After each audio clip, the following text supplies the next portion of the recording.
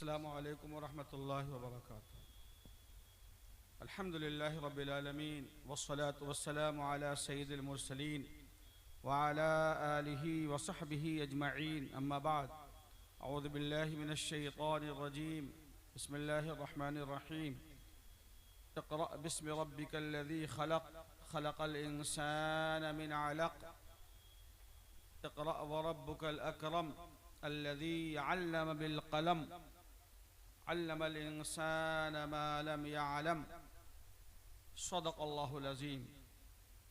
वक़ाल नबी सल्लल्लाहु अलैहि वसल्लम, तलबुल इल्म फ़रीज़तुन अला कुल्लि मुस्लिमिन। और कमा क़ाल अलैहिस्सलातु वस्सलाम। काबिल एहतराम हज़रात उलमाए किराम, स्टेज पर जलवा अफरोज़ बुजुर्गान मोहतरम, दानिशवरान कौम मिल्लत, नौजवान साथियों और हमारी दीनी बहनों, आज का ये इजलास नहायत बामाना और बामकसद है, इसलिए कि इसका उन्वान तालीमी बेदारी कॉन्फ्रेंस है। मेहमानों की तादाद काबिल ज़िक्र है, इसलिए मैं इस ताल्लुक़ से अपने ख़यालात का इजहार मुख्तसरन करूँगा इंशाअल्लाह। उम्मीद कि मेरी बातों को गौर से सुना जाएगा। अल्लाह ताला हम लोगों को अमल की तौफ़ीक़ अता फ़रमाए। मेरे भाइयों, इस मुल्क में मसला किसी हुकूमत का नहीं है,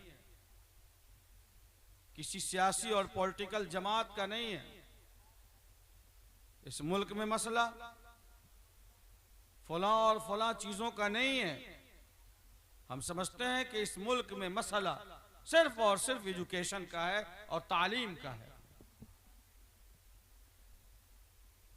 किसी आलिम ने, किसी मुफस्सिर ने, किसी फ़क़ीह ने इल्म की तक़सीम उलूम दीनिया और उलूम दुनियाविया से नहीं की। हमारे यहाँ उलूम असरिया और उलूम दीनिया कोई तक़सीम है ही नहीं।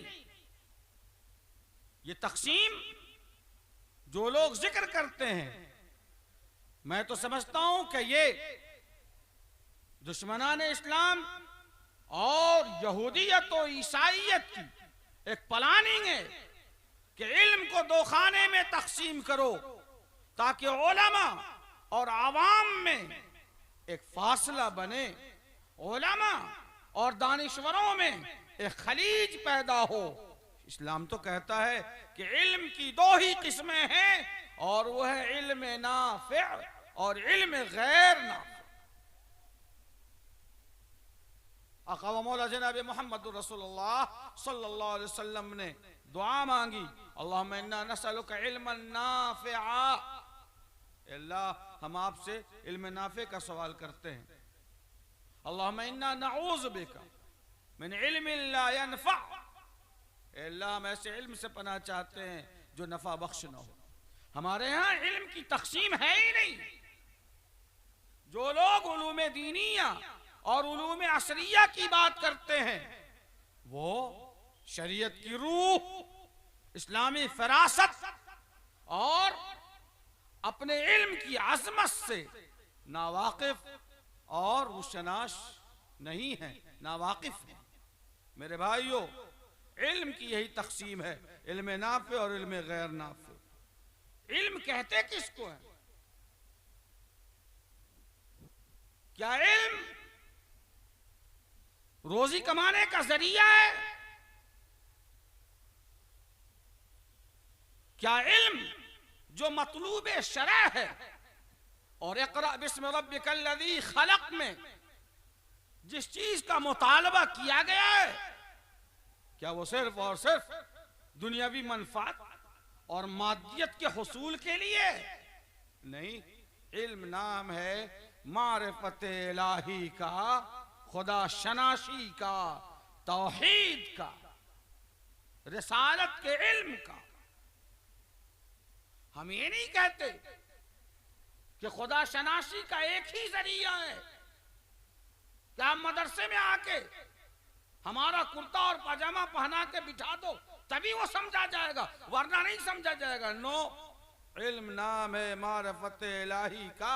अगर किसी रिसर्चर को, किसी मुहक्किक को किसी पत्ते की तहकीक में खुदा की वहदानियत की बसीरत हो जाए, वो कायल हो जाए, तो वही उसके लिए।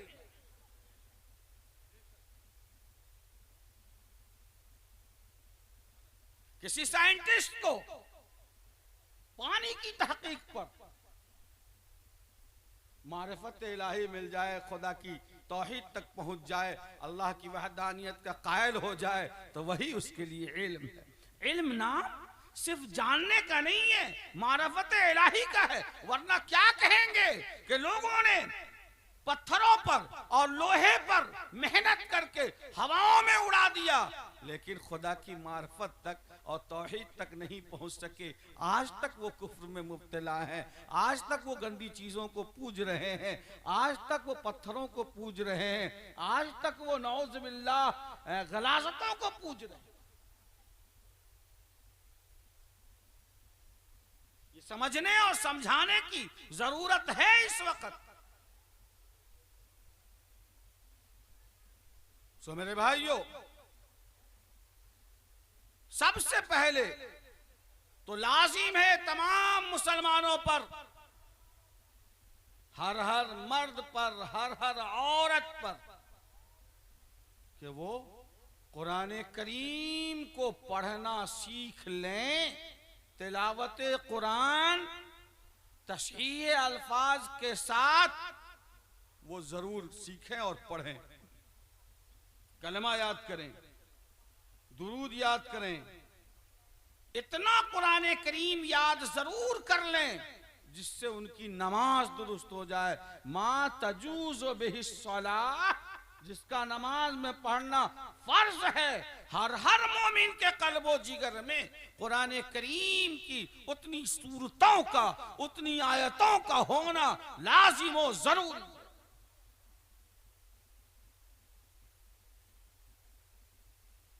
इस सिलसिले में किसी तबलीग की जरूरत ही नहीं है।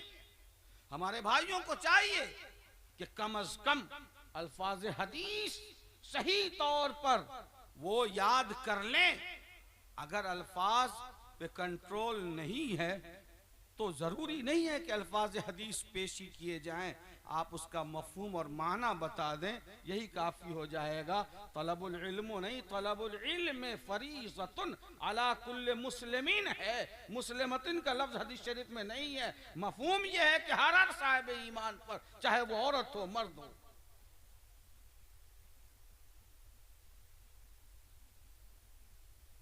सो मेरे भाइयों, उलमा ने कभी नहीं कहा कि साइंस का पढ़ना, टेक्नोलॉजी का जानना यह गलत है, नौजुबिल्लाह।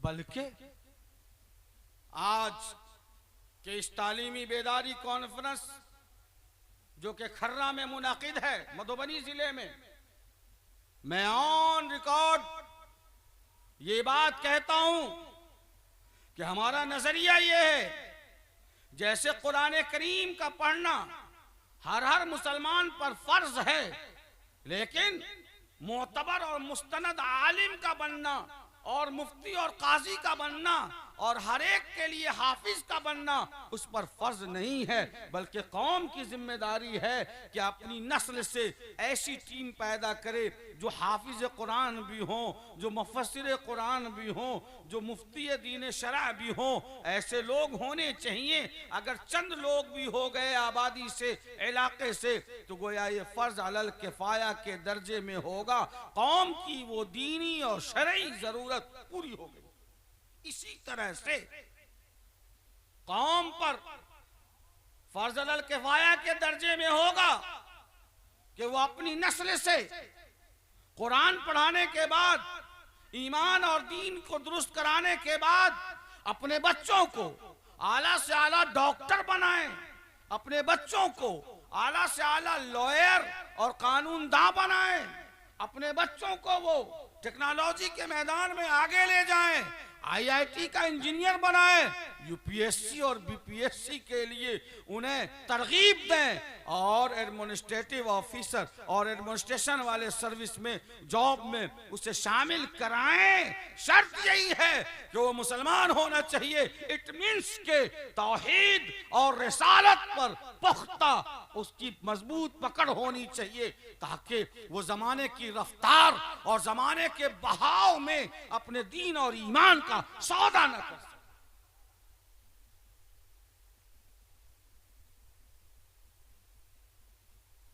इस मुल्क में उलमा ने मुसलमानों के दीन और ईमान की हिफाजत के लिए,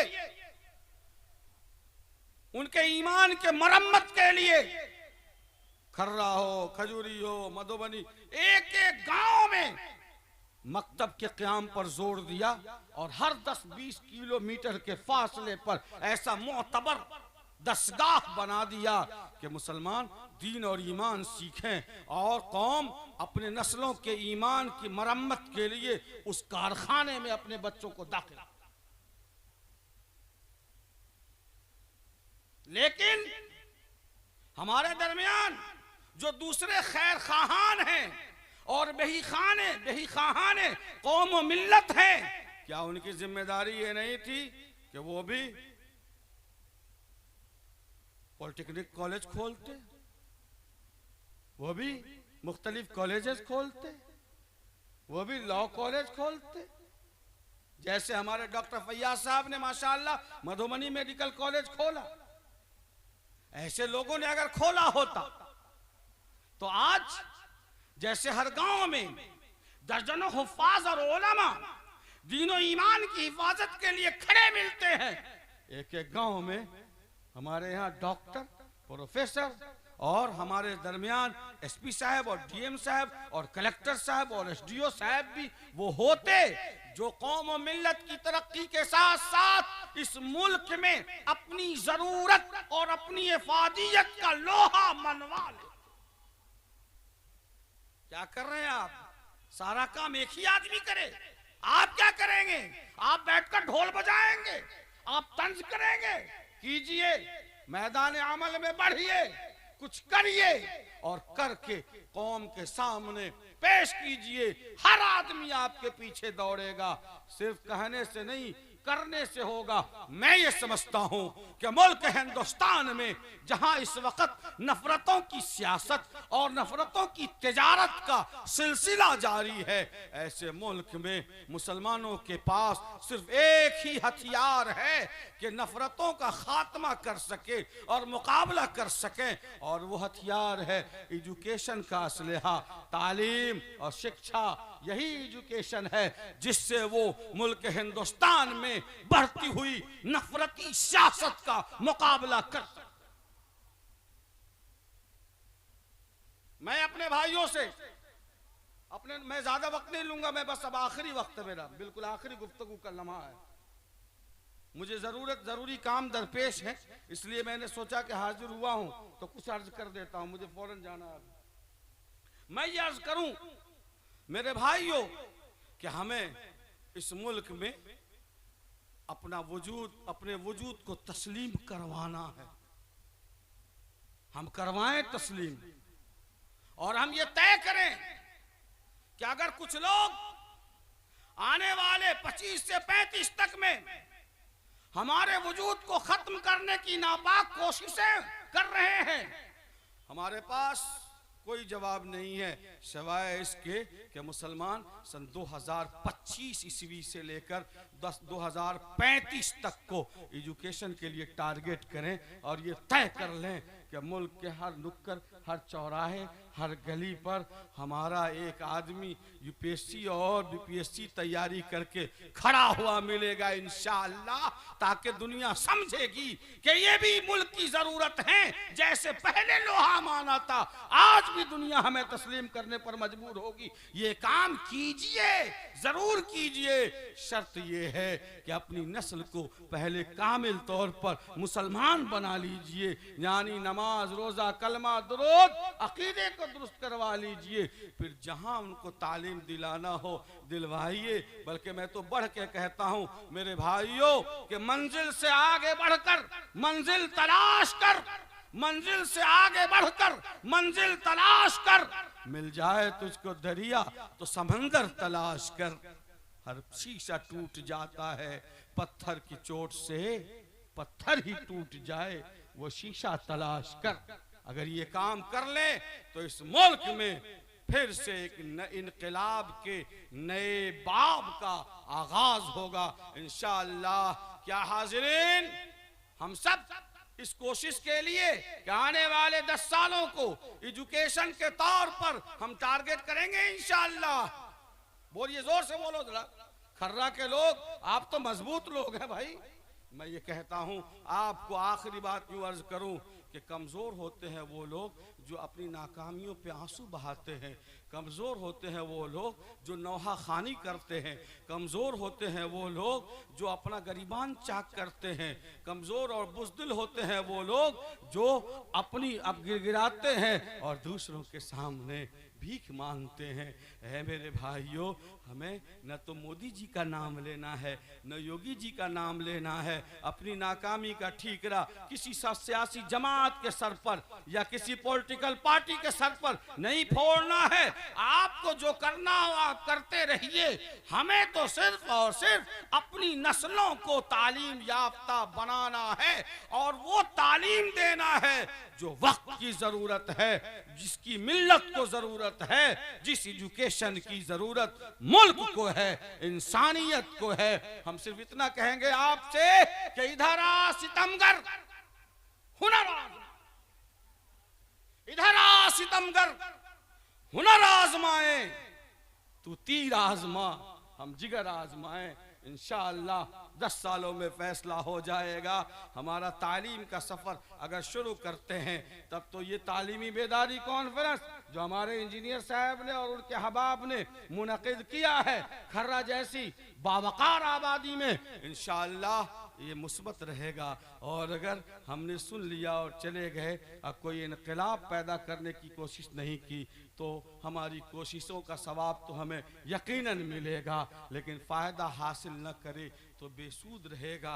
याद रखिए, इस मजमे के लोग अगर 100 लोग, मौलाना इधर सुनो, 100 लोग अगर ये अज़्म कर ले आज कि मेरा बच्चा जो 9th में है, 10th में है, जो इंटर कर रहा है, जिसने कर लिया अभी, मैं उसे डॉक्टर बनाऊंगा, मैं उसे IIT का बड़ा इंजीनियर बनाऊंगा। ये बच्चा बहुत तेज है, इसको BPSC की तैयारी करनी होगी और तुम्हें निकालना ही है, उसके अलावा कोई रास्ता नहीं है, बीच में डूब नहीं सकते, उस किनारे तुम्हें कश्ती को ले जाना ही पड़ेगा।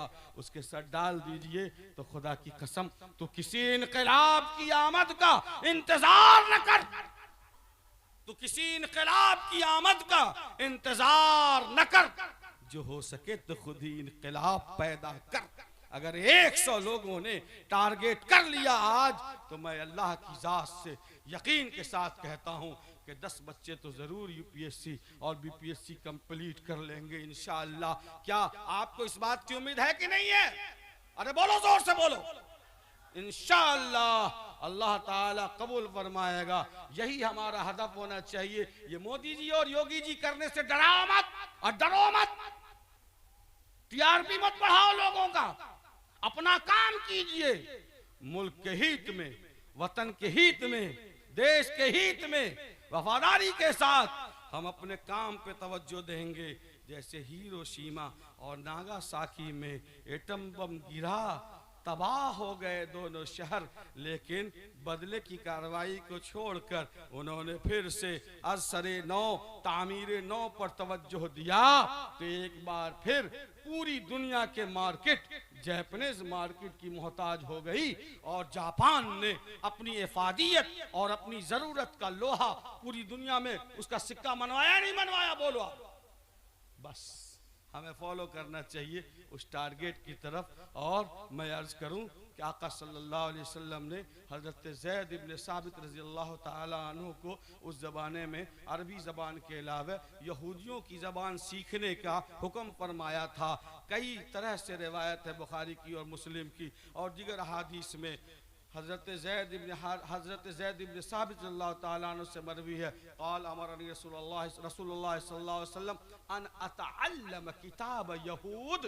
हुजूर उन्होंने फरमाया कि आका सल्लल्लाहु अलैहि वसल्लम ने मुझे हुक्म दिया कि मैं यहूद के लिखने पढ़ने का तरीक़ा सीखूं। फमा मर्रा अलैया निस्फ़ु शहरिन हत्ता तअल्लमतहु, यहाँ तक कि 6 महीने भी नहीं गुजरे कि मैंने उस ज़बान पर अबूर हासिल कर लिया और मैंने सीख लिया।